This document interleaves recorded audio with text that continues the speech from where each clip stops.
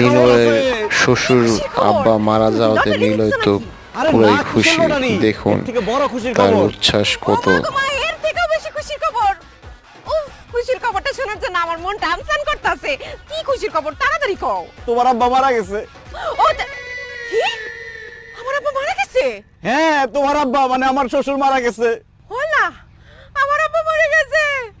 আল্লাহ গো, আমার আব্বা বলে মইরা গেছে গা। আমার এত বড় সর্বনাশ হয়ে গেল। আমার এতিম করে আমার আব্বা চলে গেল। এখন আমার কি হইব? কে আমারে আদর কইরা? ও শারমিন মা কই ডাকবো গো। আহা শারমিন, এরকম একটা খুশির দিনে তুমি মরা কান্না শুরু করলা কেন?